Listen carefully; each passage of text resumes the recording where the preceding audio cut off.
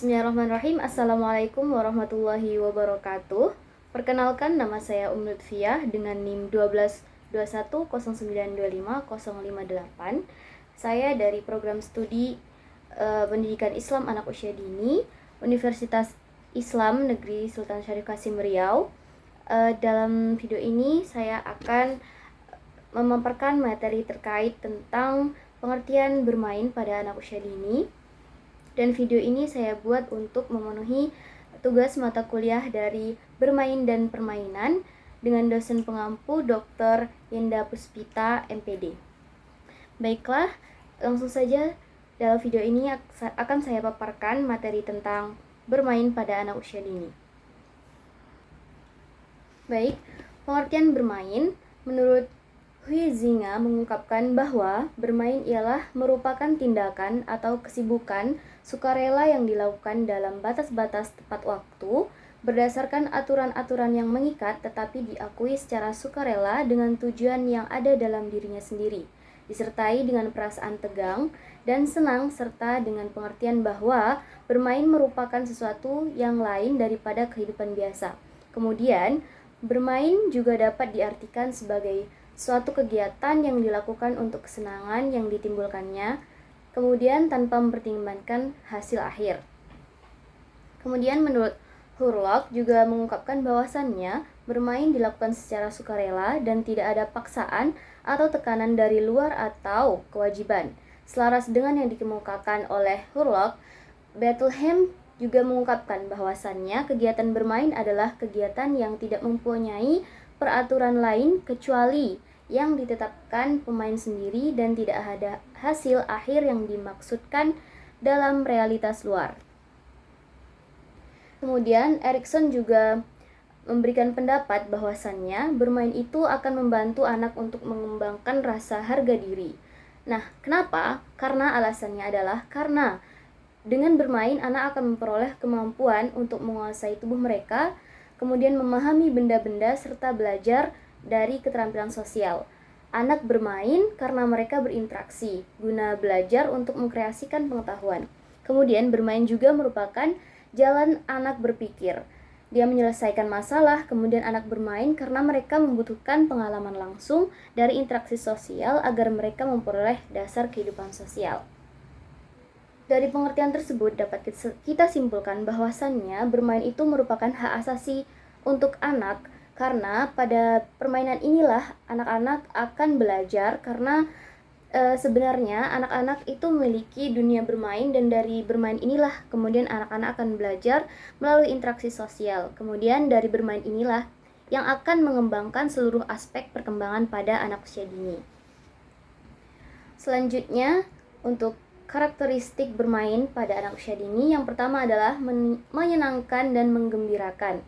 Tentunya bermain akan sangat menyenangkan bagi anak usia dini karena anak-anak berada dalam dunia permainan. Kemudian, anak-anak karakteristik dari bermain ini adalah memotivasi dalam diri anak. Maksudnya adalah di dalam kegiatan bermain ini, anak-anak tidak ada memiliki paksaan dari luar. Juga tidak ada paksaan dari dalam, namun itu mengikuti insting mereka atau kemauan mereka sendiri. Kemudian, anak melakukan secara spontan dan sukarela. Yang keempat adalah aturan sesuai dengan kebutuhan anak. Nah, dalam bermain ini, anak-anak akan membuat peraturan mereka sendiri, yang mana mereka akan tidak berkewajiban untuk memenuhi syarat tersebut. Kemudian, seluruh anak aktif ikut serta untuk bersama-sama atau bermain dalam kegiatan tersebut. Kemudian, anak berlaku aktif. Maksudnya, anak-anak di sini tidak hanya sekedar melihat, namun mereka akan ikut serta dalam kegiatan seperti melompat, kemudian berbicara atau berinteraksi sosial dengan teman mereka.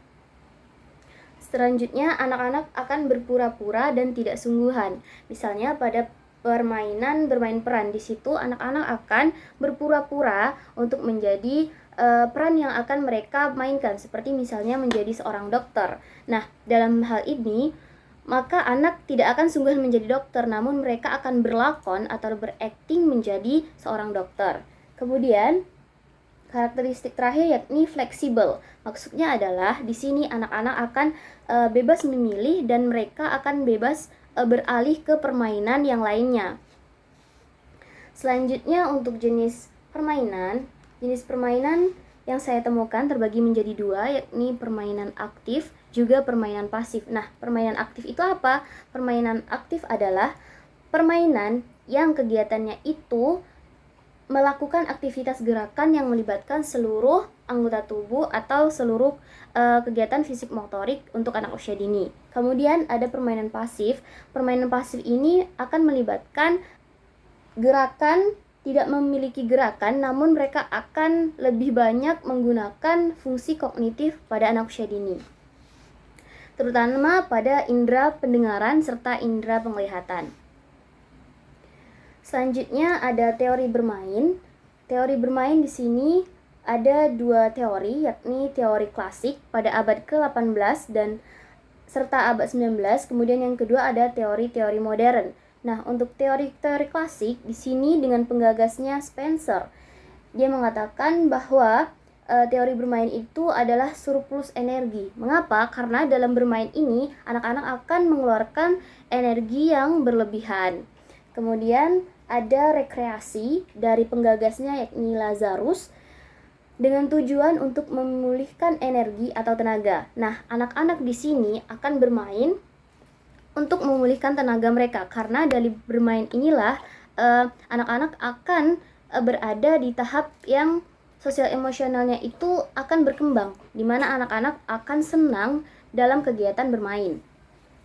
Selanjutnya, teori rekapitulasi dari Stanley Hall.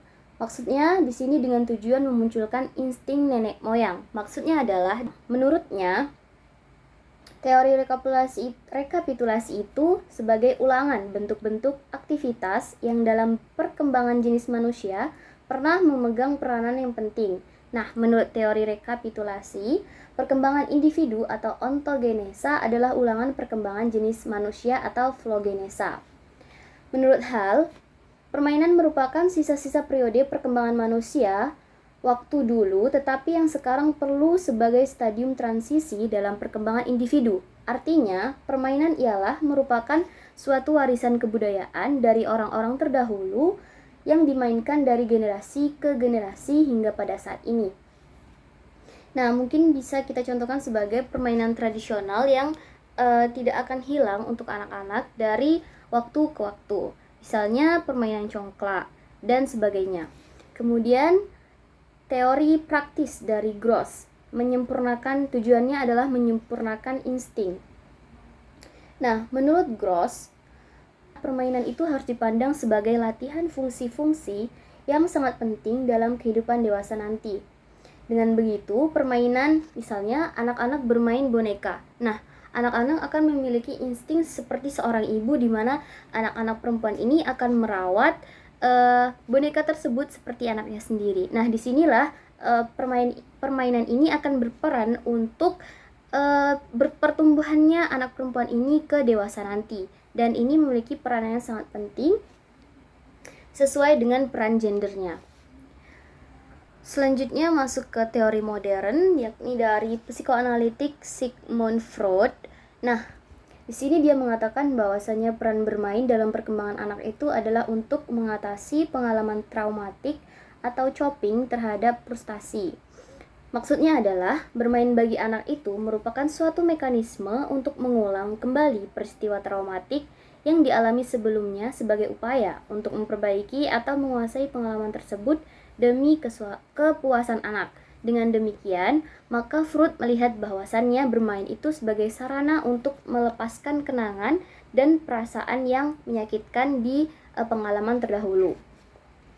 Kemudian dari teori kognitif menurut Piaget, dia mengatakan bahwasannya peran bermain dalam perkembangan anak itu adalah untuk mempraktekkan dan melakukan konsolidasi konsep-konsep serta keterampilan yang telah dipelajari sebelumnya. Kemudian, teori kognitif menurut Vygotsky dengan peran bermain dalam perkembangan anak yaitu untuk memajukan berpikir abstrak, belajar dalam kaitan ZPD atau Zone Proximal Development, Kemudian untuk pengaturan diri. Baik, selanjutnya yakni pembahasan mengenai permainan bebas atau Uno Cupid Play. Nah, dalam tahap ini, anak tidak terlibat dalam suatu permainan. Anak hanya akan menjadi pengamat terhadap jalannya permainan. Kemudian, apabila permainan tersebut tidak menarik baginya, maka anak-anak akan cenderung melakukan kegiatan yang lain. Seperti misalnya anak-anak akan berkeliling mengitari meja atau di mana anak-anak lain bermain. Nah, kemudian anak-anak juga akan mulai bermain tanpa tujuan atau alasan tertentu. Kemudian bermain sendiri atau independent play. Dalam tahap ini akan terjadi pada anak berusia sangat muda. Anak akan cenderung melakukan aktivitas bermainnya sendiri tanpa memperhatikan kehadiran anak lain di sekitarnya. Karena seperti yang kita ketahui bahwasannya anak-anak dengan usia muda akan memiliki sifat egosentris yang sangat tinggi. Kemudian anak tidak akan memiliki keinginan untuk berinteraksi dengan temannya dan perhatiannya hanya akan tertuju atas dirinya sendiri. Kemudian anak-anak juga tidak ingin berbagi alat bermain dengan temannya. Selanjutnya, permainan mengamati atau onlooker play. Nah, biasanya pada tahap ini anak-anak itu akan berusia di tahap 2 tahun. Dalam kegiatan ini, anak-anak akan bertindak sebagai pengamat, namun anak-anak akan mulai tertarik dengan kegiatan bermain yang dilakukan oleh anak di sekitarnya. Hal ini akan memungkinkan anak untuk mengajukan pertanyaan-pertanyaan dan memperhatikan perilaku serta percakapan anak yang sedang diamatinya. Selanjutnya adalah permainan paralel atau parallel play. Nah, di sini pada anak umur 2 tahun akan kita lihat bahwasannya anak-anak ini akan bermain dengan alat permainan jenis yang sama. Namun, jika kita perhatikan lebih lanjut, tidak dapat diketahui bahwa tidak ada interaksi di antara mereka, walaupun mereka memegang atau bermain dengan alat permainan yang sama. Kemudian, anak-anak tersebut akan melakukan aktivitas masing-masing pada waktu yang sama. Namun, kontak antar anak masih mungkin terjadi, tetapi bukan bekerja sama atau berbagi rasa. Contoh, kegiatan bermain mobil-mobilan atau sepatu roda tanpa interaksi. Selanjutnya adalah permainan asosiatif. Nah, pada tahap ini anak-anak akan terjadi interaksi antar anak seperti upaya saling tukar alat mainan. Namun, apabila diamati lebih lanjut, belum terdapat keterlibatan antar anak dalam bentuk kerjasama. Misalnya, anak-anak menulis di buku masing-masing. Nah, di situ mereka akan bercakap-cakap atau mereka akan saling bersosial, namun mereka cenderung masih individu. Nah, maksudnya apa? Karena di sini nanti anak-anak hanya akan bercakap-cakap di saat mereka misalnya membutuhkan sesuatu dari teman lainnya. Baik, itu tadi pemaparan dari saya. Saya tutup. Wassalamualaikum warahmatullahi wabarakatuh.